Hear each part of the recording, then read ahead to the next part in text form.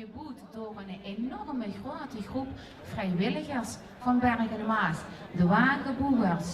Hier ziet ook onze genodigden op het plein zitten. Ook een beetje anders als vorige jaren. Niet op de tribune, maar gewoon hier. Zijn hier heel geïnteresseerd in, hè? Zo kort wie op gebied staan. Je kent cash betalen op de pleintjes. Je kent bij de tent cash betalen, maar ook binnen. Ik ga op een pleintje zien van Re-Attachment Nederland en daar kunnen straks ook nog een gids langs. De laatste 3 voertuigen die geportreerd zijn van Keep Them Rolling en de Liberators. Voor de langs trekken onder andere een Dodge Keurland,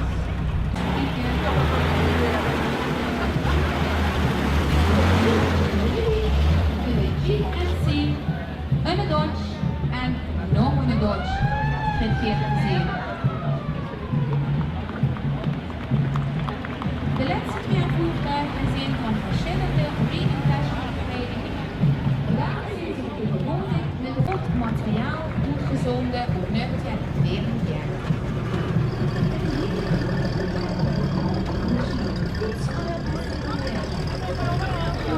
Geweldige manier op de kaart zet. En we willen natuurlijk vanmiddag niet alleen als college, we zijn binnen voltallig aanwezig. Genieten van alles wat hij georganiseerd werd. Maar we willen zeker dit moment ook oproepen om Jekkeringen, die op welke manier dan ook een bijdrage had geleverd. Of het nu de sponsoren zijn of de vrijwilligers, om in ieder geval ook te zeggen, heel hartelijk dank. Want met die Ludo niet hier veel tijd en energie in zouden steken, zou dit evenement natuurlijk niet mogelijk zijn. Dus in ieder geval zou ik zeggen, met z'n allen een fantastisch applaus voor alle mensen die het organiseren. En waar ze ook hier blij dat het vanmiddag zo druk is. En dat heel veel u kunnen genieten. En ik hou het kort, want ik hou 15 seconden. Nou, die zijn volgens mij nog voorbij. Maar goed, de voorzitter had ze gewoon niet in de tijd gehouden. Dus ik denk wat de voorzitter kan, dat kan ik ook wel. Heel veel plezier vanmiddag. En nogmaals, heel hartelijk dank aan Jekkeringen die een bijdrage had geleverd aan de organisatie. Dankjewel.